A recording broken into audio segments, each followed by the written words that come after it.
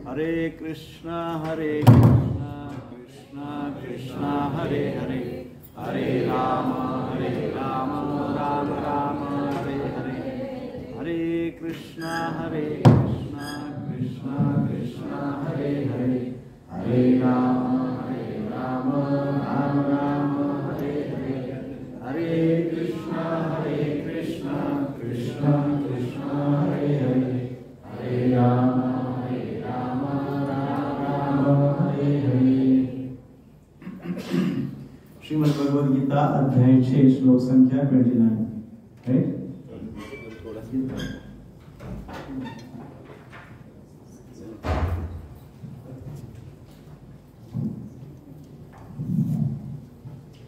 सर्वभूतस्थं आत्मानं सर्वभूतानि च आत्मनि ईक्षते योगयुक्तात्मा सर्वत्र समदर्शनः। सर्वभूतस्थं आत्मानं सर्वभूतानि च आत्मनि ईक्षते योगयुक्तात्मा सर्वत्र समदर्शनः। सर्वभूतस्थं आत्मानं सर्वभूतानि च आत्मनि ईक्षते योगयुक्तात्मा सर्वत्र समदर्शनः। अनुवाद और तात्पर्य श्रील प्रभुपाद जी के द्वारा। श्रील प्रभुपाद की जय। वास्तविक योगी समस्त जीवों में मुझको तथा मुझ में समस्त जीवों को देखता है। निसंदेह स्वरूप सिद्ध व्यक्ति मुझ परमेश्वर को सर्वत्र देखता है।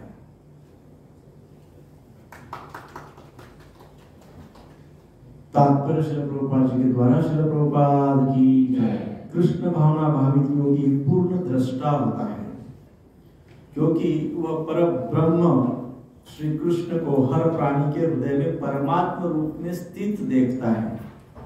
ईश्वर सर्वभूतानां हृदये अर्जुन तिष्ठति। अपने परमात्मा रूप में श्री भगवान एक कुत्ते तथा एक ब्राह्मण दोनों के हृदय में स्थित होते हैं। पूर्ण योगी जानता है कि श्री भगवान नित्य रूप में दिव्य है और कुत्ते या ब्राह्मण में स्थित होने से भी भौतिक रूप से प्रभावित नहीं होते। यही श्री भगवान की परम निरपेक्षता है। यद्यपि जीवात्मा भी एक एक हृदय में विद्यमान है, किंतु वह एक साथ समस्त हृदयों में सर्वव्यापी नहीं है। आत्मा तथा परमात्मा का यही अंतर है। जो वास्तविक रूप से योगाभ्यास करने वाला नहीं है, वह इसे स्पष्ट रूप में नहीं देखता। एक कृष्ण भावना भावित व्यक्ति श्री कृष्ण को आस्तिक तथा नास्तिक दोनों में देख सकता है। स्मृति में इसकी पुष्टि इस प्रकार भी है। आतत्त्वाश्च मातृत्वाश्च आत्मा ही परमो हरिः। श्री भगवान सभी प्राणियों का स्रोत होने के कारण माता और पालनकर्ता के समान है। जिस प्रकार माता अपने समस्त पुत्रों के प्रति समभाव रखती है, उसी प्रकार परम पिता भी रखता है। फलस्वरूप परमात्मा प्रत्येक जीव में निवास करता है। बाह्य रूप से भी प्रत्येक जीव श्री भगवान की शक्ति में स्थित है। जैसा कि 7वें अध्याय में बताया जाएगा, श्री भगवान की दो मुख्य शक्तियां हैं, परा तथा अपरा। जीव पराशक्ति का अंश होते हुए भी अपराशक्ति से बद्ध है। जीव सदा ही श्री भगवान की शक्ति में स्थित है। प्रत्येक जीव किसी न किसी प्रकार श्री भगवान में ही स्थित रहता है। योगी समदर्शी है, क्योंकि वह देखता है कि सारे जीव अपने अपने कर्म फल के अनुसार विभिन्न स्थितियों में रहकर श्री भगवान के दास होते हैं। अपराशक्ति में जीव भौतिक इंद्रियों का दास रहता है, जबकि पराशक्ति में वह साक्षात परमेश्वर का दास रहता है। इस प्रकार प्रत्येक अवस्था में जीव ईश्वर का दास है। कृष्ण भावना भावित व्यक्ति में यह समदृष्टि पूर्ण होती है। ओम अज्ञानतिमिरान्धस्य ज्ञानाञ्जनशलाकया चक्षुरुन्मिलितं येन तस्मै श्री गुरुवे नमः। श्री चैतन्य मनोभीष्टं स्थापितं येन भूतले स्वयं रूप कदा मह्यं ददाति स्वपदान्तिकं। वन्देऽहं श्रीगुरु श्रीयुतपदकमलं श्रीगुरून् वैष्णवांश्च। श्रीरूपं साग्रजातं सहगण रघुनाथान्वितं तं सजीवं साद्वैतं सावधूतं परिजनसहितं कृष्णचैतन्यदेवं श्रीराधा कृष्णपादान् सहगण ललिता श्रीविशाखान्वितंश्च। हे कृष्ण करुणा सिन्धु दीनबन्धो जगत्पते गोपेश गोपिकान्त राधाकान्त नमोस्तुते। भक्तकाञ्चन गौराङ्गी श्रीराधे वृन्दावनेश्वरी वृषभानुसुते देवी प्रणमामि हरिप्रिये। वाञ्छाकल्पतरुभ्यश्च कृपा सिन्धुभ्यैव च पतितानां पावनेभ्यो वैष्णवेभ्यो नमो नमः। जय श्री कृष्ण चैतन्य प्रभु नित्यानंद श्री अद्वैत गदाधर श्रीवासादि गौर भक्तवृंद। हरे कृष्णा कृष्ण कृष्ण हरे हरे हरे राम राम राम हरे हरे। हरे कृष्णा कृष्ण कृष्ण हरे हरे हरे राम राम राम हरे हरे। हरे कृष्णा कृष्ण कृष्ण हरे हरे हरे राम राम राम हरे हरे। श्रील प्रभुपाद की जय।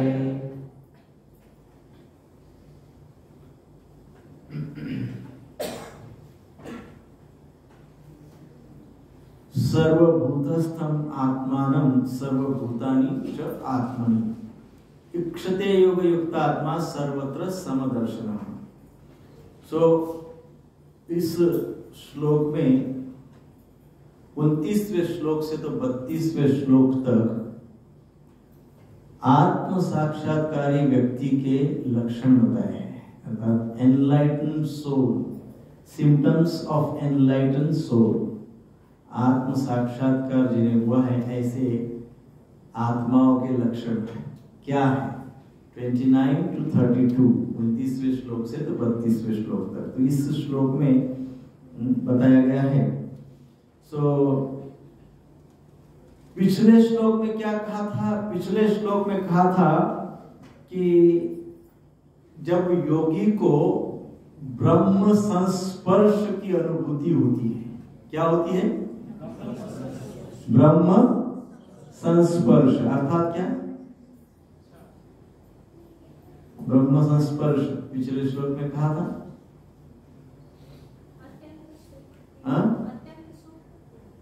ब्रह्म संस्पर्श में योगी को अत्यंत सुख की प्राप्ति होती है। बट व्हाट इज ब्रह्म संस्पर्श? भगवान का सानिध्य, भगवान का स्पर्श, भगवान का सानिध्य। जो योगी होते हैं उनको भगवान के सानिध्य में अत्यंत आनंद का अनुभव होता है ना। ये पिछले श्लोक में हमने चर्चा की थी। तो उसके पश्चात अर्जुन के मन में फिर जिज्ञासा हुई। पिछला श्लोक समझने के बाद अर्जुन के मन में जिज्ञासा हुई कि यदि श्री कृष्ण को स्पर्श करने में योगियों को अत्यंत सुख का अनुभव होता है तो फिर उस अवस्था में योगियों को भगवान का दर्शन भी होता होगा, है ना। ऐसा अर्जुन के मन में जिज्ञासा हुई कि जब भगवान के केवल सानिध्य मात्र से, स्पर्श मात्र से यदि योगियों के अत्यंत सुख का अनुभव होता है तो इसका दूसरा अर्थ तो ये भी माना जाएगा कि हो सकता है फिर उन योगियों को भगवान का दर्शन होता होगा। फिर यदि दर्शन होता है तो कैसे होता है, ऐसी जिज्ञासा अर्जुन के मन में हुई। किस प्रकार से दर्शन होता है, ऐसी जिज्ञासा अर्जुन के मन में हुई पिछले श्लोक के पश्चात, पिछले शनिवार को। तो भगवान अंतर्यामी है, भगवान सबके हृदय में क्या चल रहा है जानते हैं। अर्जुन की उस जिज्ञासा भगवान समझ गए। उस जिज्ञासा को उत्तर देते भगवान ने ये श्लोक कहा। इस श्लोक में क्या कहते हैं? इस श्लोक में भगवान कहते हैं योगी जो होते हैं ना, वो भगवान का दर्शन सर्वत्र करते हैं। क्या कहते हैं भगवान? जो योगी होते हैं वे सर्वत्र समदर्शना, वो सबके अंतःकरण में, सबके हृदय में, सब जगह, यत्र तत्र सर्वत्र, सब जगह वो क्या करते हैं? भगवान का दर्शन करते हैं। उनको सब जगह भगवान दिखते हैं। ऐसे इस श्लोक में भगवान श्री कृष्ण अर्जुन को कहते हैं। तो प्रथम पंक्ति है सर्वभूतस्थम आत्मानम, अर्थात योगी सभी जीवों में स्थापित परमात्मा के दर्शन करता है। सभी के अंदर जो स्थापित है परमात्मा, जो परमात्मा है, उनके दर्शन योगी करते हैं। सभी में, प्रत्येक व्यक्ति के अंदर कौन है? परमात्मा है। तो परमात्मा जो हमारे अंदर है उसका दर्शन योगी करते हैं। प्रभुपाद जी तात्पर्य में कहते हैं कृष्ण भावना भावित योगी पूर्ण दृष्टा होता है, अर्थात तो संपूर्ण उसको सब कुछ दिखता है। भगवान की शक्ति, भगवान के भक्त, भगवान का रूप, वो सब के प्रति ज्ञान रखता है। सब उसको दर्शन देते हैं, या सब उसको दृष्टा है, क्योंकि वो परब्रह्म श्री कृष्ण को हर प्राणी के हृदय में परमात्मा के रूप में स्थित देखता है। वो भगवान को क्या करता है? प्रत्येक के हृदय में परमात्मा के रूप में देखता है। ईश्वर सर्वभूतानां हृद्देशे अर्जुन तिष्ठति, अपने परमात्मा रूप में भगवान एक कुत्ते तथा एक ब्राह्मण दोनों के हृदय में स्थित होते हैं। भगवान परमात्मा रूप में सभी जीवों में है, सब में है। आध्यात्मिक स्तर पे इसलिए कहा जाता है हम सब कैसे हैं? समान है। There is no difference. आध्यात्मिक स्तर पे कोई दो व्यक्तियों में अंतर नहीं है, दो जीवों में कोई अंतर नहीं आध्यात्मिक स्तर पे। परंतु जब भौतिक स्तर का विचार होता है तो अंतर निश्चित तौर पे है, देयर इज अ भेद। परंतु आध्यात्मिक स्तर पे कोई भी भेद नहीं है। तो इसलिए कहते हैं कि अपने परमात्मा रूप में भगवान एक कुत्ते तथा एक ब्राह्मण दोनों के हृदय में स्थित होते हैं। परम योगी जानता है कि भगवान नित्य रूप में दिव्य है। भगवान नित्य ही दिव्य, ऐसा नहीं कभी कभी दिव्य कभी कभी दिव्य नहीं है, ऐसा नहीं है। भगवान कैसे है? ऑलवेज इज डिवाइन, है ना। भगवान चिन्मय है, नित्य। और कुत्ते या ब्राह्मण में स्थित होते हुए भी भौतिक रूप से प्रभावित नहीं होते हैं। भगवान सभी में स्थित है, परंतु किसी के भी भौतिक रूप से प्रभावित नहीं होते हैं। यही भगवान की परम दिव्यता है ना। ये भगवान की विशेषता है, ये परम दिव्यता है। इसलिए भगवान के जैसा दूसरा कोई नहीं हो सकता है, ये परम दिव्यता है। यद्यपि जीवात्मा भी एक एक हृदय में विद्यमान है, किंतु वह एक साथ समस्त हृदयों में सर्वव्यापी नहीं है। आत्मा तथा परमात्मा का यही अंतर है। जो वास्तविक रूप से योगाभ्यास करने वाला नहीं है वह इसे स्पष्ट रूप में नहीं देख सकता। जो योगाभ्यास नहीं करता वो इस बात को नहीं समझ सकता। कृष्ण कॉन्शियस व्यक्ति, कृष्ण भावना भावित व्यक्ति श्री कृष्ण को आस्तिक तथा नास्तिक दोनों में देख सकता है। कोई कैसा भी हो, है ना। जो भक्त होता है, योगी होता है, वो सभी में भगवान को देखता है, फिर वो आस्तिक हो, नास्तिक हो, कोई भी हो। क्योंकि किसी का भी अपमान करने का अधिकार हमको नहीं है।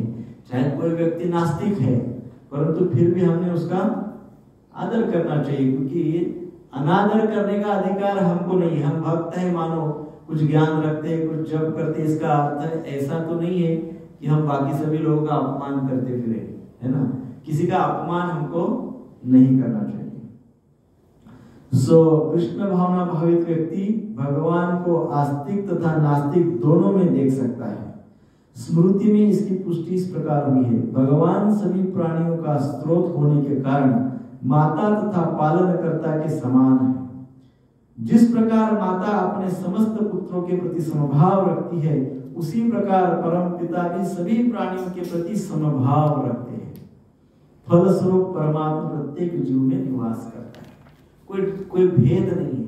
जैसे माता पिता अपने संतान के प्रति समभाव रखती है, वैसे ही भगवान भी संपूर्ण सभी के प्रति समभाव रखते हैं।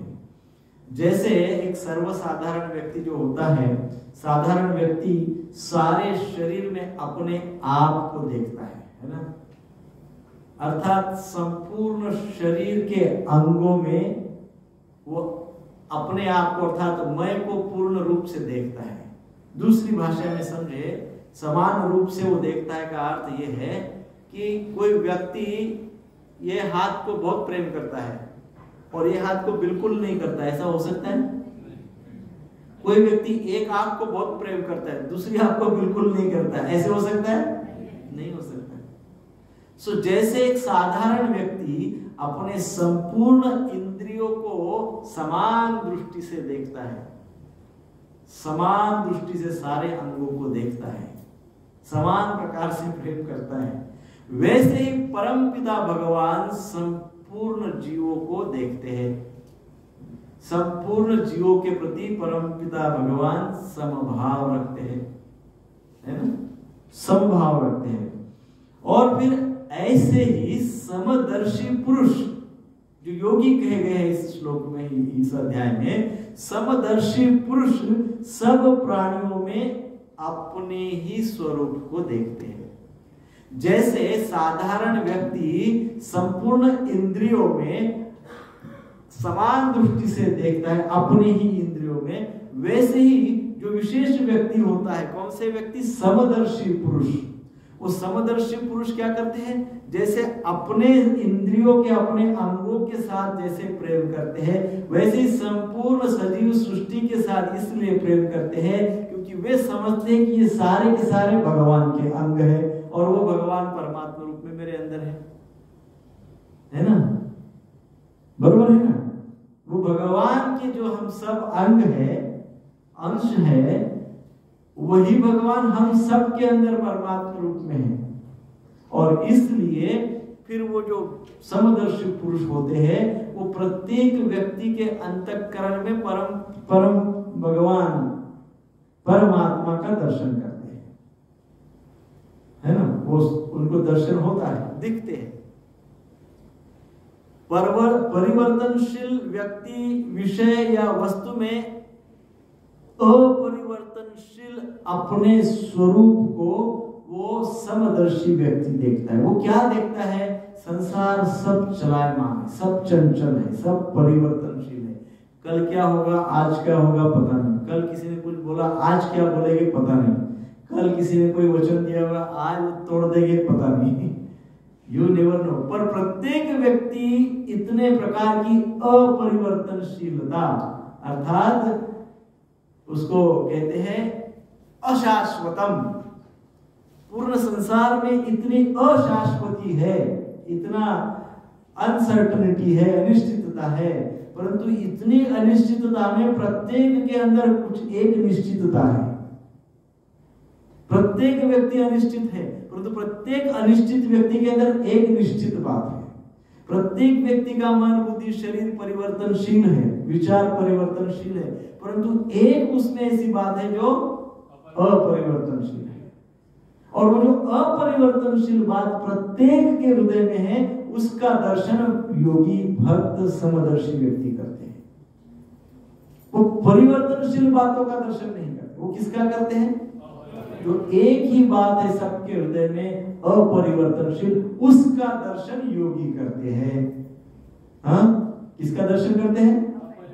वो अपरिवर्तनशील क्या है? परमात्मा।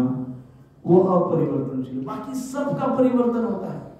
शरीर का, मन का, विचारों का, पर्सनालिटी का, एवरीथिंग चेंजेस, सब बदलता है, सब परिवर्तनशील है। परंतु एक बात जो है परमात्मा, वो अपरिवर्तनशील है। और ऐसे अपरिवर्तनशील परमात्मा का दर्शन योगी करते हैं, समदर्शी करते हैं, भक्त करते हैं, और उनको इसलिए दर्शन सर्वत्र होते रहता है। अर्जुन की जिज्ञासा थी ना कि यदि ब्रह्म संस्पर्श होता है तो ब्रह्म संस्पर्श होने के पश्चात फिर उनको दर्शन तो होता ही होगा। और कैसे होता है? तो ऐसे दर्शन होता है, इस प्रकार से दर्शन होता है। वो देखता है वो व्यक्ति कि सारे जीव भगवान के अंश हैं। ममेव अंशो जीव लोके जीव भूत सनातन, सारे के सारे जीव भगवान के अंश है, ऐसे वो देखता है। यदि वो क्या सोचता है, वो भक्त सोचता है, वो योगी सोचता है कि यदि मैं प्रत्येक जीव को श्री कृष्ण के संतान के रूप में देखूं तो हर वस्तु में, हर व्यक्ति में भगवान ही दिखेंगे। जैसे कोई व्यक्ति, कोई एक आध लड़का हमको दिखता है, कोई कन्या या कोई लड़का हमको दिख जाता है तो हम पहचानते, अरे तू अमुक का पुत्र है क्या, ऐसा पूछते हैं ना। अरे आप वो कृष्णदास के पुत्र हो क्या, ऐसा क्यों पूछे, ऐसे क्यों कहे? क्योंकि कुछ ना कुछ रिफ्लेक्शन उसमें है पिता का। हाँ, ऐसा बोलते हैं ना प्राय व्यवहारिक भाषा में, कुछ ना कुछ रिफ्लेक्शन है। या माता का भी, कोई कहीं कभी कोई पूछा, रहे तू अमुक अमुक माता जी का बेटा है क्या, तू अमुक अमुक माता जी की कन्या है क्या? क्यों कहते हैं ऐसा? क्योंकि वो माता जी का या प्रभु जी का या माता पिता का वो रिफ्लेक्शन उसमें है। तो भगवान तो हमारे परम माता और परम पिता है ना? तुम्हें वो माता पिता, तुम्हें वो आप सब कुछ है। तो भगवान तो हमारे परम पिता परम माता है।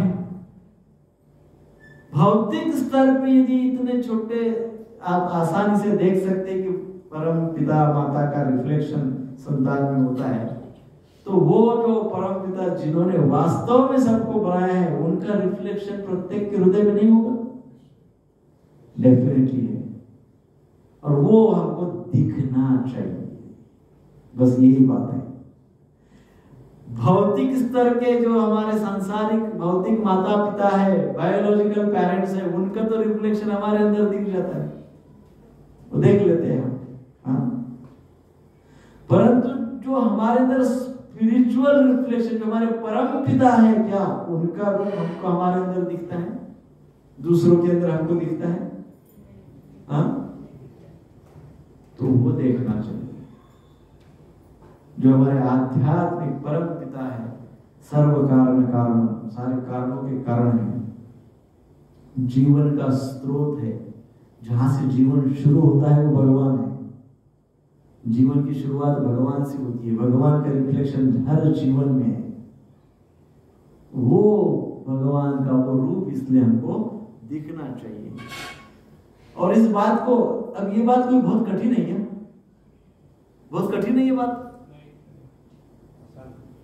क्या कठिन है इसमें? कोई कठिनता है नहीं, आसान है। तो क्यों नहीं दिखते हमको दूसरों के हृदय में भगवान? क्यों नहीं दिखते? ये तो सिंपल बात है ना। हमारे बायोलॉजिकल पेरेंट्स का रूप हमारे अंदर होता है, तुम्हारे स्पिरिचुअल परम पिता, आध्यात्मिक जो परम पिता है, उनका रूप भी हमारे अंदर है। वो क्यों नहीं दिखता है हमको? हाँ, हम क्या है, बहुत ज्यादा भौतिकता के प्रति आसक्त है, इसलिए आध्यात्मिक रूप हमको दिखता नहीं है। परंतु यदि भौतिकता को थोड़ा सा आवरण को हटा देंगे तो आध्यात्मिक रूप प्रत्येक व्यक्ति का दिखेगा हमको। प्रत्येक व्यक्ति के हृदय में परमात्मा का दर्शन होगा।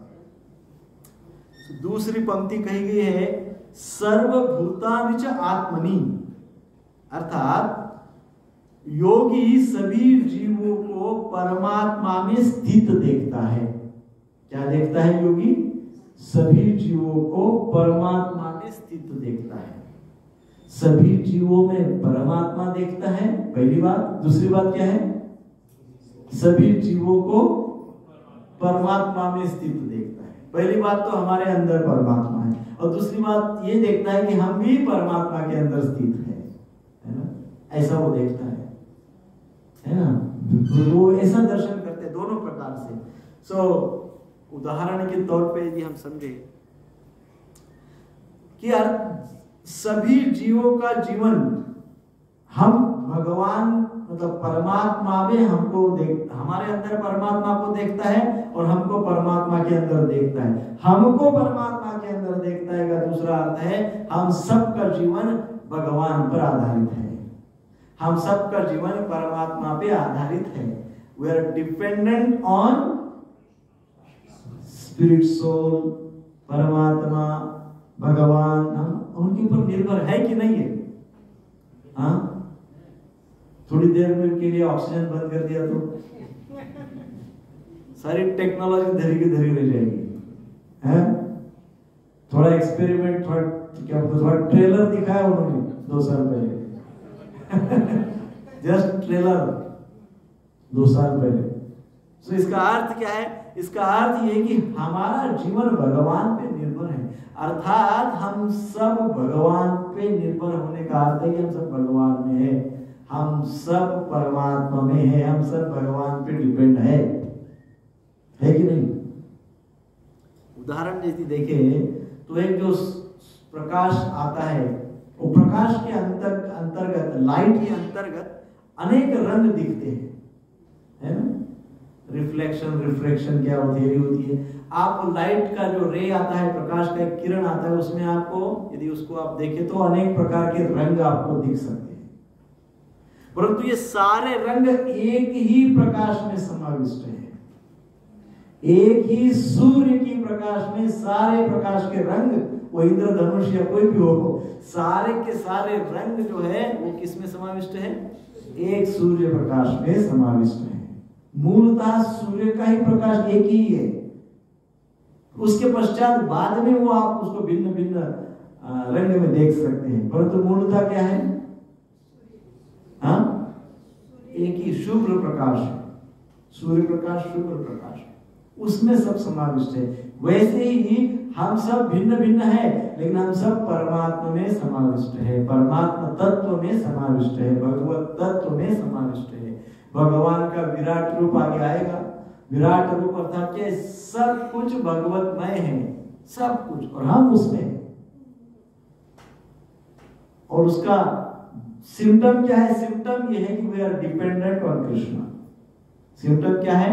हम भगवान पे निर्भर हैं, है कि नहीं? अन्न के लिए निर्भर है, प्राणवायु के लिए निर्भर है ना? जल के लिए निर्भर है ना? इतना बड़ा समुद्र है यहाँ पे, लेकिन उसको निकाल के अपन पीने का पानी नहीं बना सकते, बनाएंगे तो उसके साइड इफेक्ट मिलेंगे। अब भगवान ऑटोमेटिकली हमको कितना पीने का पानी दे रहे हैं? अनलिमिटेड। सो इस प्रकार से जो योगी होते हैं, भक्त होते हैं, वो जो कुछ भी देखते हैं वो सब कुछ परमात्मा में ही स्थित देखते हैं। इसका अर्थ क्या हुआ? वो जो कुछ भी देखते हैं वो परमात्मा में ही स्थित देखते हैं। दूसरा अर्थ क्या हुआ? वो जो कुछ भी देखते हैं वो सबको परमात्मा से, भगवान से कनेक्ट कर देते हैं। क्या करते हैं? कनेक्ट। इसलिए तो योगी है ना। योग का अर्थ क्या है? जुड़ना। योगी का अर्थ को क्या हो? जोड़ेगा।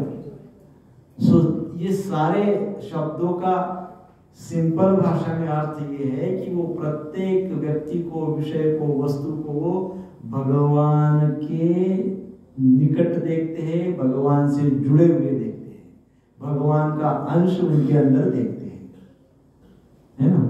ये योगियों की विशेषता होती है। यदि कोई व्यक्ति ऐसा नहीं देख पा रहा है तो फिर क्या करे? दृष्टि बदलने की आवश्यकता है। तो क्या क्या समझना चाहिए? दृष्टि में दोष है। दृष्टि में क्या है? आंख में दोष नहीं है, आंख में दोष नहीं है, दृष्टि में दोष है ना? आंख और दृष्टि है कि नहीं? आंख की इंद्रिया है दृष्टि, तो दृष्टि में दोष है। दृष्टि को सुधारना होगा, और दृष्टि को सुधारने के लिए क्या करना होगा? हम लोग हिंदी में कहते नहीं, हिंदी में कि उर्दू में पता नहीं, शायद उर्दू से नजरिया। I don't know what is this word नजरिया। नजरिया इज व्हाट? दृष्टिकोण। तो दृष्टिकोण को बदलने की आवश्यकता है, उसमें फॉल्ट है, इसलिए भगवान नहीं दिख रहे, इसलिए परमात्मा नहीं दिख रहे, तो दृष्टिकोण में फॉल्ट है। हाँ, दृष्टिकोण में फॉल्ट है, उसको करेक्ट करने के लिए क्या करना होगा? हाँ, कैसे? श्रवण करना होगा, श्रवण करना होगा, चेतना को शुद्ध बनाना होगा। दृष्टि को शुद्ध करने के लिए चेतना को शुद्ध करना होगा। चेतना को शुद्ध करने के लिए हमको एक अनुशासनात्मक जीवन जीना होगा, जीवन में अनुशासन लाना होगा, खाने का, पीने का, सोने का, बैठने का, उठने का, एवरीथिंग हमको क्या करना होगा? अनुशासन अपने जीवन में लाना होगा, शास्त्र के आधारित हमको जीवन जीना होगा, तब धीरे धीरे हमारा दृष्टिकोण बदलेगा। दूसरी पंक्ति है, इक्षते योग युक्तात्मा सर्वत्र समदर्शन। इक्षते योग युक्तात्मा सर्वत्र समदर्शन, अर्थात योग युक्त आत्मा इसी प्रकार देखता है। जो आत्मा अर्थात जो व्यक्ति योग युक्त है, योगी है, वो कैसे देखता है? इस प्रकार से देखता है। क्या देखता है? सभी के हृदय में परमात्मा का दर्शन करता है और सभी को परमात्मा में देखता है। सभी को परमात्मा में देखता है का अर्थ क्या हुआ? सभी परमात्मा पे डिपेंड है ऐसा देखता है। क्या देखता है? सभी परमात्मा पे, भगवान पे डिपेंड है ऐसा देखता है। और फिर ऐसा व्यक्ति क्या करता है? ऐसा योग युक्त आत्मा इसी प्रकार देखता है।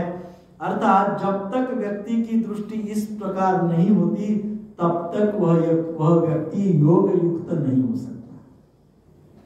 जब तक इस प्रकार का विजन हमारे पास नहीं है, दृष्टिकोण इस प्रकार से नहीं है, तब तक हम तू मैं करते रहेंगे, हम फॉल्ट फाइंडिंग करते रहेंगे। हमको यदि परमात्मा का दर्शन प्रत्येक हृदय में नहीं दिखा तो प्रत्येक हृदय में हमको दोष दिखेगा। दो में से एक ही दिखेगा, तीसरा ऑप्शन ही नहीं है। तीसरा ऑप्शन ही नहीं। या तो हमको दूसरों के अंतःकरण में परमात्मा का दर्शन होगा और नहीं तो दोष दर्शन होगा। और दोष दर्शन यदि होगा तो व्यक्ति कभी भी जीवन में यशस्वी नहीं हो सकता। उसका जीवन पूर्णतः दोष का भंडार, दोषों का भंडार। दूसरों के दोष निकालते निकालते 50 साल बीत गए। इतने दोष लोगों के निकाले कि अब 50 साल उसी में निकल गए। अब चेतना पे तो दोषों का ही प्रभाव है। चेतना कंप्लीटली कृष्णमय के होने के बदले दोषमय हो गई। तो जब चेतना ही दोषमय हो गई तो फिर दृष्टिकोण पे असर होगा ना, तो दृष्टिकोण भी बदल जाएगा।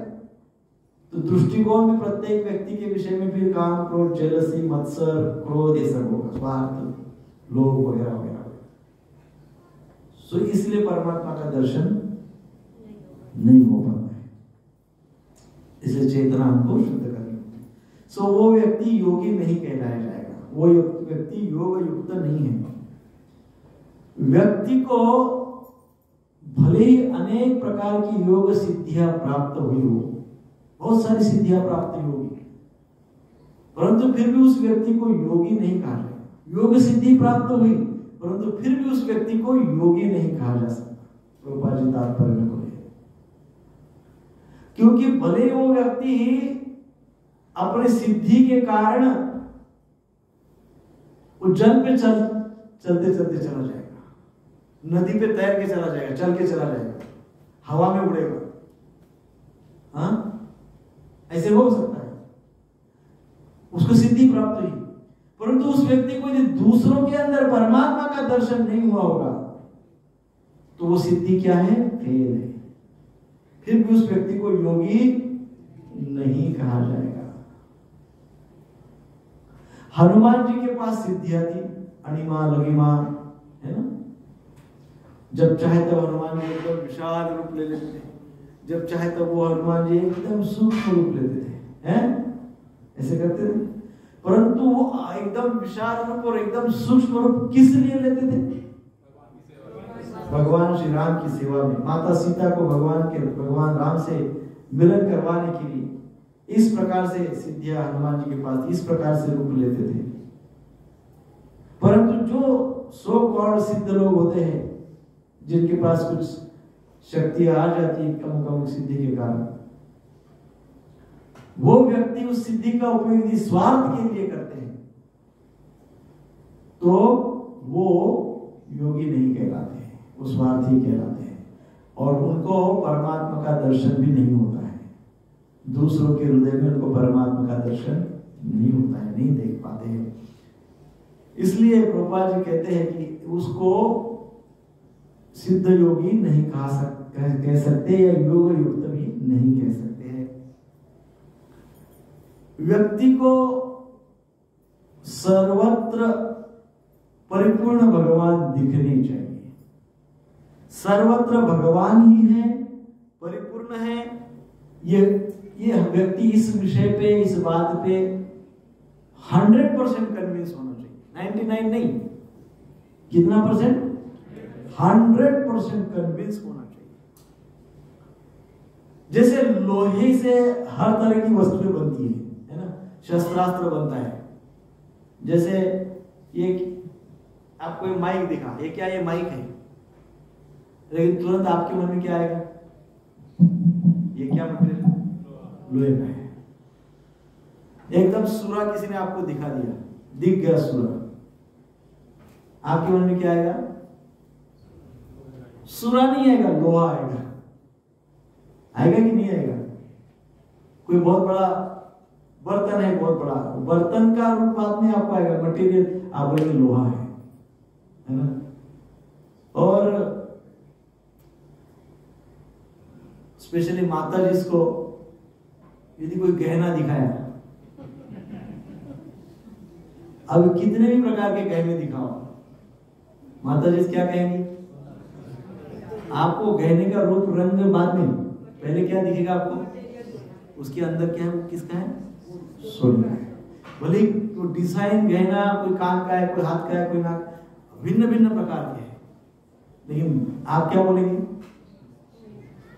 पहले इमीडिएटली बोलेंगे सोने का है, ऐसा बोलेंगे ना। उसमें क्या दिख रहा है आपको? सोना दिख रहा है, लोहा दिख रहा है, सोना दिख रहा है ना। वैसे हजारों प्रकार के लोग हैं, हजारों प्रकार के, लाखों प्रकार के, करोड़ों प्रकार के जीवात्मा है। अब ये अच्छा है, ये बुरा है, ये तमुख है, ये धमुख है, ये बोलने से अच्छा क्या बोल सकते हैं आप? ये सोना है। सोना है तो इन द सेंस व्हाट? जैसा सोने के भिन्न भिन्न प्रकार के गहने हैं, लेकिन हमको उसका सोना दिखता है, ये सोना। गहने की डिजाइन बाद में दिखती है। व्हाट इज इंपॉर्टेंट, वैल्यूएबल क्या है? सोना है। भले ही वेराइटी है, बहुत अनेक प्रकार की वेराइटी है। लोहे का भी अनेक प्रकार के लोहे की बातें, पंखा है, स्टैंड है, स्टूल है, बेंच है, हजारों चीजें हैं, लेकिन हम क्या बोलते हैं? लोहे का है, लोहे का है, लोहे का है। ऐसे मनुष्य के विषय में क्यों नहीं बोलते? जीवों के विषय में क्यों नहीं बोलते? ये तमुक तमुक ढमुक ढमुक है, लेकिन भगवान का है। भगवान का क्या है? अंश है ना, अंदर भगवान का अंश। हजारों बातों को हम बोलते, इसका है, उसका है, उसका है। मनुष्य किसका है? कभी बोलते हैं ऐसा? विशेषकर जिसके ऊपर बहुत खुन्नस है उसको बोलते हैं ये तो राक्षस है बोलते हैं, परंतु उसके अंदर भी कौन है? भगवान। ये भगवान भले ही बुरा है, अच्छा है, खराब है, जैसा भी है। कोई लोहा एकदम जंग चढ़ा हुआ है, लेकिन लोहा है ना, है कि नहीं? कोई सोना बोलते हैं ऐसा है, वैसा है, ज्वाइंट किया हुआ है, ढाक दिया हुआ है, सब है, लेकिन सोना है ना। कोई मनुष्य इज फुल ऑफ डिफॉर्मिटी, बहुत डिफॉर्मिटी है, स्वभाव ठीक नहीं है, डिफॉर्मिटी है, हमके तमके तमके, लेकिन जीवात्मा है ना। उसके अंदर कौन है? जीवात्मा है ना। वो कौन है? भगवान का अंश है ना, उसके साथ परमात्मा है ना, तो भगवान का है। तो योगी जो होते हैं, भक्त जो होते हैं, कृष्ण कॉन्शियस जो होते हैं, वो इस प्रकार से दृष्टि रखते हैं। उनकी ये दृष्टि होती है ना। सो उनको सर्वत्र भगवान ही दिखते हैं। सो मनुष्य के, हम इसके पूर्व में दूसरे अध्याय में देखे हैं, मनुष्य के पास 3 प्रकार के शरीर है ना। एक है स्थूल शरीर, दूसरा है सूक्ष्म शरीर। सूक्ष्म शरीर में 2 आते हैं। सूक्ष्म शरीर तो मानसिक और बौद्धिक है ना, मन और बुद्धि। सूक्ष्म शरीर अहंकार, मन बुद्धि अहंकार। एक है स्थूल शरीर अर्थात मटेरियल बॉडी, दूसरा है सूक्ष्म शरीर अर्थात माइंड एंड इंटेलिजेंस, मन और बुद्धि, और तीसरा है आध्यात्मिक शरीर अर्थात आत्मा। ये तीनों मिला के एक व्यक्ति बनता है। इसकी चर्चा मैंने बहुत बार की है। अब महत्वपूर्ण बात यह है कि जिस व्यक्ति का फोकस जिस शरीर पे रहेगा वैसी उसकी पर्सनालिटी बनेगी। किसी का फोकस मान लो भौतिक शरीर पे है, किस पे है? भौतिक शरीर पे, तो उसकी मटेरियल पर्सनालिटी बनेगी। वो कौन सी पर्सनालिटी बनेगी? वो उसके आगे नहीं जा पाएगा, वो मटेरियल के आगे सोच ही नहीं पाएगा, उसके आगे जा ही नहीं पाएगा। क्यों? क्योंकि उसका फोकस कहां पे है? उसका फोकस कहां पे है? मटेरियल बॉडी पे है। मटेरियल बॉडी पे है तो वह पूर्ण जीवन उसका वो भौतिक स्तर पे ही जिएगा, अर्थात उसका वो भौतिक जीवन ही जीता है। आप कुछ भी कहो उसको, वो भौतिकता में रहेगा। आप अपना सर पटक पटक के बोलोगे कि भाई भगवद गीता सुनो, जप करो, भगवान का नाम लो, वो तो पत्थर पे सर पटकने जैसा है। क्यों ऐसा? क्योंकि उसका फोकस कहां पे है? मटेरियल बॉडी, भौतिक शरीर पे ही फोकस होने के कारण उसकी पर्सनालिटी भौतिक है। भौतिक अर्थात वो भौतिकता में ही रस लेगा, वो भौतिकता में पूर्णतः इन्वॉल्व हो जाएगा। भौतिकता को ही जीवन बना देगा। पूरा जीवन वस्तुओं को इकट्ठा करने में बिता देगा। जीवन भर क्या किया तो बोले पूरा वस्तु जमा कर दिया है ना, घर, गाड़ी, बंगला, फ्लैट, सोफा, किचन, अमुक तमुक, पूरा जीवन इसी को जमा करते में लगा दिया। वस्तुओं को इकट्ठा करने में पूरा जीवन बिता दिया। जीवन के अंतिम दौर जब चलता है तो फिर उसमें बहुत अकेलापन लगता है। तो क्या ये वस्तुएं बातचीत करने को आएगी? कार, गाड़ी, मोटर, बंगला आ रहे हैं, आप बहुत अकेले हैं, चलो आज गपशप लगा रहे हैं, बोलेंगे? नहीं बोलेंगे। कौन बोलेगा फिर? What is important? Bhagavad Gita सिखाती है हमको संबंध ज्ञान, रिलेशनशिप है ना। जीव के अंदर परमात्मा का दर्शन करके उस जीव के साथ सौहार्दपूर्ण संबंध बनाए, और फिर वो संबंध जो हम बना रहे हैं सभी के साथ, उस संबंध को देखकर भगवान प्रसन्न हो जाते हैं, और फिर भगवान से हमारे संबंध अच्छे हो जाते हैं। भगवान के साथ बहुत अच्छा संबंध बनाए, बहुत अच्छा संबंध बनाने के पश्चात भगवान परमात्मा रूप में प्रत्येक के हृदय में है, इस बात को समझे और प्रत्येक के हृदय में परमात्मा का दर्शन करे, और फिर देखिए प्रत्येक के साथ हमारे संबंध अच्छे हो जाते हैं। परंतु इस स्तर पे तो हम जाते ही नहीं है ना। अब तो हम कौन से स्तर पे हैं? मटेरियल, भौतिक। हमको अभी बहुत सारी वस्तुएं इकट्ठा करना है ना, कितने भी कर ले तो भी करना ही है नॉन स्टॉप। तो क्योंकि हमारा पूरा फोकस भौतिकता में है तो हम उसके ऊपर नहीं उठ सकते हैं, और परिणाम ये होता है कि हाँ, ऐसे व्यक्ति फिर पूर्णतः सब कुछ जो है भौतिक स्तर पे ही देखता है, भौतिक स्तर पे ही कार्यरत रहता है। वो हमको, आपको, सबको देखेंगे तो भौतिक स्तर पे ही देखेंगे। किसी को देखेंगे तो कहेंगे अरे ये व्यक्ति है, ये तो ऐसा है, अरे ये तो बहुत बेकार है, अरे अमुक तो बहुत बदमाश है। किसी को अच्छा तो बोलेंगे ही नहीं। और कभी बोले भी किसी को अच्छा तो स्वार्थ कैसे प्रेरित होगा, कोई स्वार्थ होगा इसलिए किसी को अच्छा बोलेंगे। तो पूरी तरह भौतिकता में तल्लीन रहते हैं, भौतिकता में ही कार्यरत रहते हैं और इसलिए उनको कभी भगवत दर्शन नहीं हो सकता। मनुष्य जीवन का जो उद्देश्य है उसको ऐसे लोग सार्थक नहीं कर सकते। क्यों? क्योंकि उनके अंदर भौतिकता ही भरी पड़ी है ना। मैंने एक बार इसका उदाहरण दिया था, कहीं पे भी जाएंगे तो उनको भौतिकता ही, कई बार मैंने उदाहरण दिया है अनेक अनेक। एक बार हमारे एक मित्र मंदिर में आए, हम बड़े खुश हो गए, कभी कभी मंदिर में नहीं आए थे, तो हमने सोचा नहीं मंदिर में आने का, चलो बहुत अच्छी बात है, बहुत बढ़िया, हम बहुत अप्रिशिएट किए उनको कि बहुत समय निकाल के आप आए, थैंक यू वेरी मच, बहुत अच्छी बात है, आइए आइए।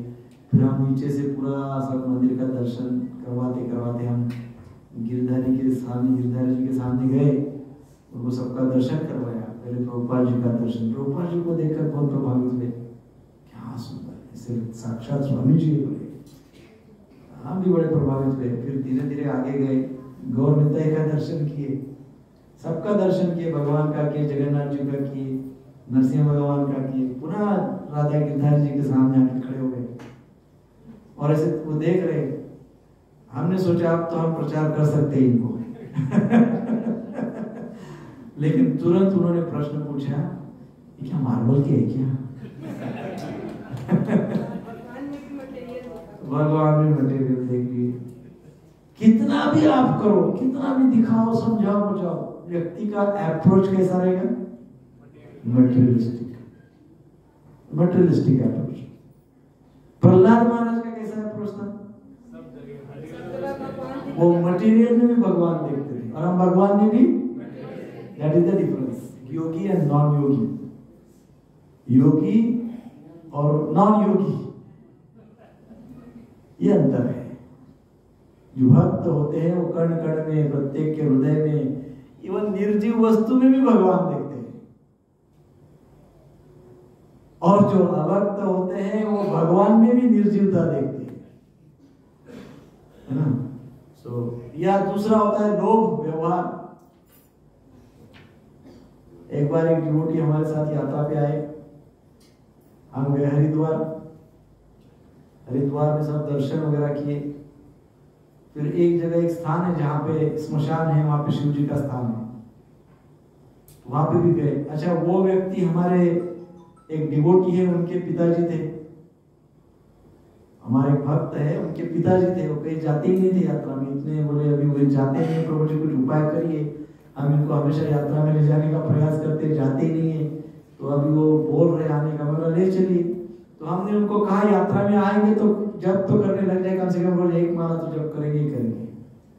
तो वो आ गए यात्रा में, फिर सब जगह अच्छे से दर्शन हुआ, सब बहुत सुंदर दर्शन किए।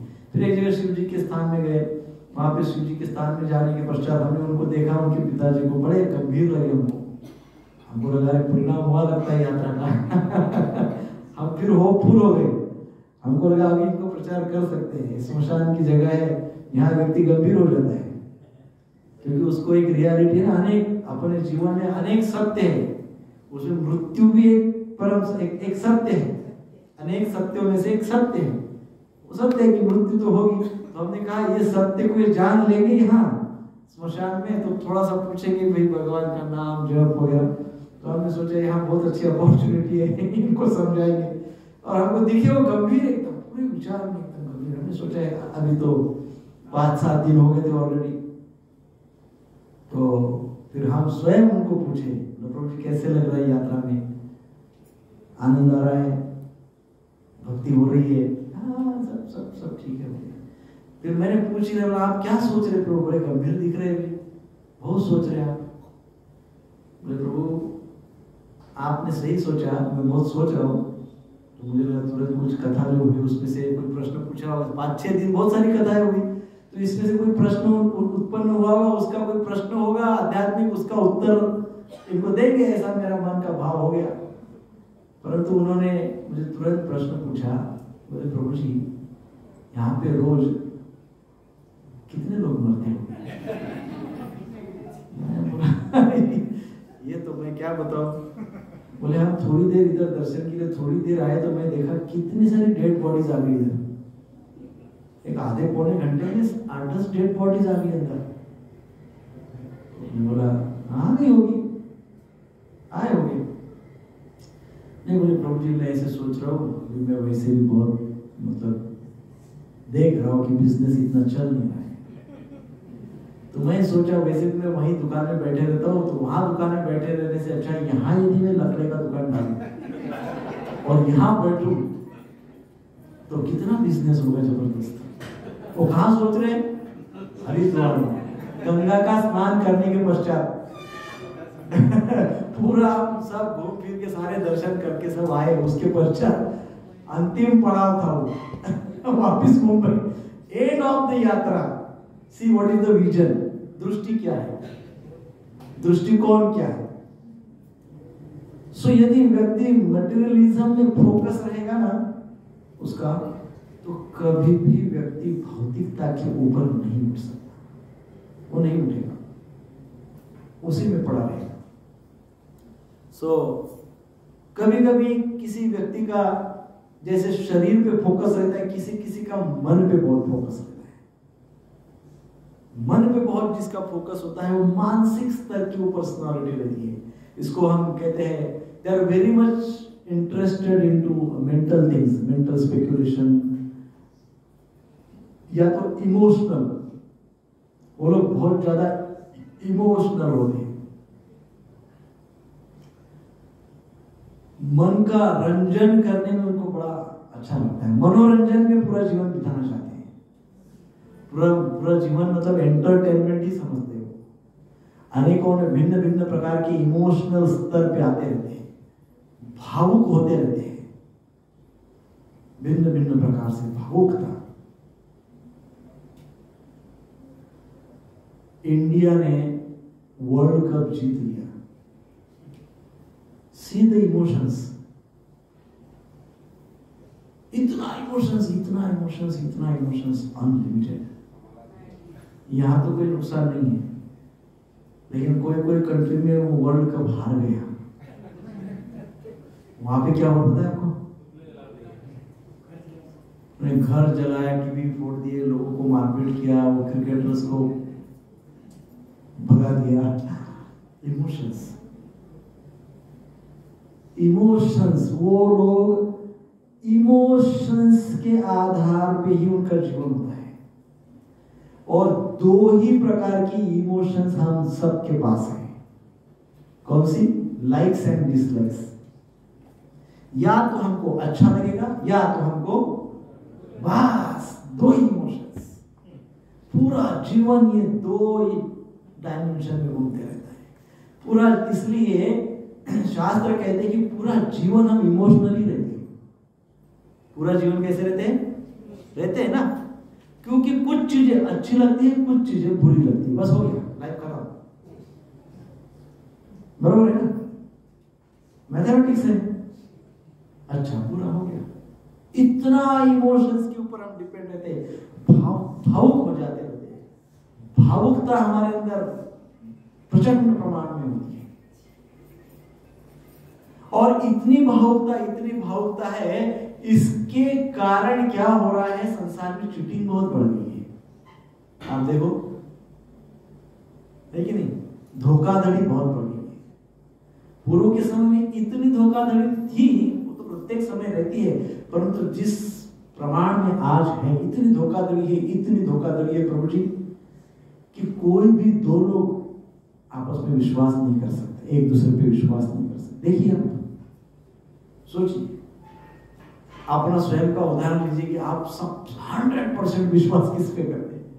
ठीक है, जाने दो 100%, 75% विश्वास किस पे? जाने दो 75, 50% विश्वास किस पे? Very difficult, very difficult. क्योंकि जब व्यक्ति इमोशनल हो जाता है तो उसके साथ चीटिंग होती है। व्यक्ति रैशनल होता है, उसके साथ चीटिंग तो नहीं होती है, लेकिन उसका आधार नहीं रहता है। और व्यक्ति स्पिरिचुअल होता है तो वो व्यक्ति, उसका आधार भी रहता है और वो व्यक्ति अपने जीवन को सहजता से जीता भी है। सहजता से, सरलता से, सिंप्लिसिटी। हाँ, सिंप्लिसिटी रहती है उसके जीवन में, सरलता रहती है। What is the definition of सरलता? सरलता मीन्स सिंपली ट्रांसपेरेंट, सब शेयर करने वाला, सब क्लियर रखने वाला। सरलता है क्या? ट्रांसपेरेंसी है क्या? नहीं है ना, क्योंकि विश्वास नहीं है। क्यों विश्वास नहीं है? क्योंकि इतने भावुक है, इतने भावुक है कि भावुकता के कारण प्रत्येक व्यक्ति कहीं ना कहीं फंसा हुआ रहता है। कोई ना कोई चीट किया है, किसी ना किसी को इसने चीट किया है। गेटिंग चीटेड और चीट करते हैं, या तो चीट होते हैं या चीट करते हैं। सो इस प्रकार से भावुकता इट्स वेरी डेंजरस। भावुकता के कारण हमको इल्यूजन अच्छा लगता है, भ्रमित होना अच्छा लगता है। भावुकता के कारण हमको अनरियल बातों में अच्छा लगता है। मसालेदार बातों में बहुत इंटरेस्ट आता है। आता है कि नहीं आता है? कोई मसालेदार बात कर रहे, बढ़िया, अरे वो तो ऐसा हुआ, वैसे उसने तो, मसालेदार बातें एकदम मसाला मार के है ना, मजा आता है, इंटरेस्ट आता है उसमें।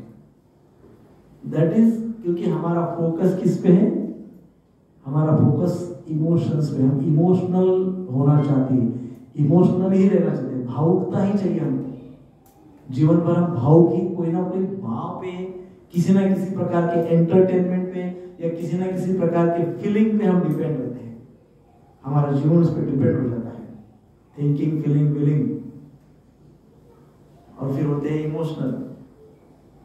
और नहीं तो क्या करते हैं, किसी ना किसी प्रकार का हमारा फोकस, यदि इंटेलेक्चुअल पर्सनालिटी है तो हमारा जो फोकस है वो बुद्धि के स्तर पे काम करते हैं। बुद्धि के स्तर पे काम करते हैं अर्थात प्रत्येक विषय को ज्ञान से और तर्क से समझना चाहते हैं। प्रत्येक विषय को क्या करते हैं? अपने ज्ञान से और लॉजिक से समझना चाहते हैं। और फिर प्रत्येक जगह पे अपना लॉजिक बताते रहते हैं। ज्ञान बांटते रहते हैं, लॉजिक बांटते रहते हैं, क्योंकि प्रत्येक विषय को ज्ञान की और लॉजिक के स्तर पे समझना चाहते हैं। और प्रत्येक जहां मौका मिलता है हर जगह पे, कभी कभी कोई हर जगह पे ज्ञान बांटता है, लॉजिक बांटता है, कोई कहीं कहीं बांटता है। लेकिन क्या हो जाता है, व्यक्ति अपने जीवन को लॉजिक के स्तर पे ले आ जाता है, तर्क के स्तर पे लाता है। हर समय तर्क, हर समय तर्क। इसलिए होता क्या है, उसको हर जगह पे डिबेट करने की आदत है। फैमिली लाइफ के लिए दिस इज वेरी डेंजरस। तार्किक पर्सनालिटी जो होती है ना, इंटेलेक्चुअल पर्सनालिटी या लॉजिकल पर्सनालिटी, उनके घर में देखिए कलह होने की बहुत ज्यादा संभावना होती है, क्योंकि दे कीप ऑन डिबेटिंग। वो दे डोंट डिस्कस, वो डिस्कस नहीं करते, वो डिबेट करते हैं। क्या करते हैं? डिबेट करते हैं। जहां जाएंगे वहां, जहां जाएंगे हर जगह, क्योंकि हर जगह अपना तर्क देंगे, हर जगह अपना ज्ञान देंगे। So this is intellectual personality. कौन सी पर्सनालिटी देखी हमने? मटेरियल पर्सनालिटी में फोकस कहां रहता है? मटेरियल पे रहता है। मटेरियल पे फोकस रहता है अर्थात क्या? मटेरियल, भौतिकता पे फोकस रहता है ना? भौतिकता पे फोकस का आता है, जैसा क्लास में तो आते हैं बहुत से, आपकी बात नहीं हो रही है, जो नहीं आते उनकी। तो ऐसे लोग क्या करते हैं, कभी कभार आ भी गए तो क्या करते हैं, उनका पूरा फोकस होता है पंखे क्यों बंद है, ये ऐसे चेयर और दो चार पीछे लगानी चाहिए थी। इधर भगवत गीता का श्लोक कब पूरा हो गया पता भी नहीं, इनका अभी यही चल रहा है, ये ऐसा है वैसा है। फिर कभी प्रसाद कितने बजे होता है? तो प्रसाद में अमुक जगह पे तमुक करना चाहिए। पूरे 18 अध्याय निकल जाएंगे, उनका यही चलता रहेगा, उसको पता ही नहीं चलेगा भगवत गीता कब शुरू हुई, 7-8 साल कैसे निकल गए। है ना? सो जैसे मटेरियल स्तर, एंटरटेनमेंट वाला दूसरा कौन सा है? माइंड के मेंटल पर्सनालिटी, उसका क्या है? इमोशनल रहते हैं, हाँ, लाइक डिसलाइक के चक्कर में फंसे रहते हैं, उसके ऊपर नहीं उठते, चीट होने का उनका फुल चांस होता है। मनोरंजन ही चाहिए, चाहते हैं पूरे जीवन में, मजा नहीं आया बोलते क्लास में आते हैं गीता और भागवत के लिए, मजा नहीं आया, अरे बाप ये इमोशनल स्तर, मेंटल स्तर, that is mental personality. Next intellectual personality, वो क्या है? तार्किक, तर्क, पूरा लॉजिक एंड अपने ज्ञान और तर्क का ही आधार पे सब जीवन जीते हैं। तो इस प्रकार के तीनों प्रकार का पर्सनालिटी है। अब जो चौथा पर्सनालिटी हमारे पास है वो स्पिरिचुअल पर्सनालिटी, हमारे अंदर है। ये सब हमारी बात हो रही है भगवत गीता के क्लास में, इसीलिए बहुत कम लोग आते हैं क्योंकि यहाँ हमारी बात होती है बाकी सारे शास्त्रों में कभी अमुक महाराज तमुक महाराज उनकी बातें होती रहती है, यहाँ पे अपने ही की बात होती है, तो इसलिए बहुत कम लोग आते हैं तो अब यहाँ पे जो हमारी अंदर की रियल पर्सनालिटी कौन सी है? आध्यात्मिक, स्पिरिचुअल पर्सनालिटी। और स्पिरिचुअल पर्सनालिटी का अर्थ क्या है? जो व्यक्ति आत्मा में, अपने स्वयं के सेल्फ में फोकस रखता है, अपने आत्मा में, अपने अंदर जो परमात्मा तत्व है, परमात्मा तत्व में, आध्यात्म में जो फोकस रखता है। अब आप सोचिए, भौतिक व्यक्ति जब भौतिकता में फोकस रखता है तो वो उसकी मटेरियलिस्टिक पर्सनालिटी होती है, जहां तहां वो भौतिकता को एंजॉय करने का कोशिश करता है, बरोबर है? वैसे ही स्पिरिचुअल पर्सनालिटी जब उसका फोकस आध्यात्म में, स्पिरिट, सोल पे, शास्त्र पे हो जाता है तो वो स्पिरिचुअल पर्सनालिटी कहलाते हैं। और वो स्पिरिचुअल पर्सनालिटी जहां तहां स्पिरिचुअलिटी को देखकर उसको एंजॉय करता है, बरोबर है? सिमिलर, एकदम सेम। जहां कहीं पे भी आत्म, परमात्मा, भगवत तत्व का विषय है और जहां कहीं पे भी जीवित सजीव सृष्टि है, उसमें वो क्या देखता है? वो आध्यात्म देखता है, परमात्मा तत्व देखता है, उसको एंजॉय करता है। एंजॉय करता है अर्थात वो उस एक्सटेसी को फील करता है, वो आनंद का अनुभव करता है, सुख का नहीं, आनंद का अनुभव। He became ecstatic. He became ecstatic to see everyone as a part and parcel of Krishna. वो एक्सटेसी होनी चाहिए, वो उस व्यक्ति को होती है। कौन से व्यक्ति को? जो योगी होते हैं। प्रभुपाद जी कहते हैं जो कृष्ण भावना भावित होते हैं, जो यशस्वी इस मनुष्य जीवन में होना चाहते हैं, वो जो स्पिरिचुअल पर्सनालिटी होती है, उनको हर जगह स्पिरिट सोल दिखता है, हर जगह परमात्मा तत्व दिखता है, हर जगह आध्यात्म दिखता है, हर जगह कनेक्शन दिखता है भगवान के साथ। वो हर चीज को, हर व्यक्ति को, हर विषय को भगवान से कनेक्ट करता है। हरे कृष्णा कृष्णा कृष्णा हरे हरे, हरे राम राम राम हरे। तो इस श्लोक में अर्जुन को संक्षेप में कृष्ण क्या कहना चाहते हैं? इस श्लोक में अर्जुन को संक्षेप में कृष्ण कहना चाहते हैं, वो कह रहे हैं कि हे अर्जुन, यदि तुम सर्वत्र समदर्शी योगी बनना चाहते हो, क्या बनना चाहते हो? योगी बनना चाहते हो, अर्थात यदि तुम सर्वत्र मेरा नियंत्रण देखना चाहते हो तो क्या करो? तो मेरी आज्ञा का पालन करो। सर्वत्र, हे अर्जुन, तुम योगी बनना चाहते हो, योगी बनना चाहते हो अर्थात सर्वत्र, योगी क्या देखता है? सर्वत्र मुझे ही देखता है, अर्थात सर्वत्र सब मेरे में देखता है, अर्थात सब मेरे पे निर्भर है, ऐसा देखता है, अर्थात सब मेरे नियंत्रण में है। तो हे अर्जुन, तुम उस प्रकार से जो योगी होते हैं उनके जैसा बनना चाहते हो तो सर्वत्र मुझे देखो, और सर्वत्र जब मुझे देख रहे हो तो सर्वत्र मेरा नियंत्रण देखो, और सर्वत्र मेरा नियंत्रण देख रहे हो तो मेरी आज्ञा का पालन करो। और मेरी आज्ञा क्या है? युद्ध करो। हरे कृष्ण कृष्ण कृष्ण हरे हरे, हरे राम राम राम हरे। श्रील प्रभुपाद की जय। सो इस प्रकार से आज का श्लोक समाप्त हुआ है। 5 मिनट में नहीं, 2 मिनट में 5 मिनट बहुत हो जाते हैं, 2 मिनट में समराइज करिए।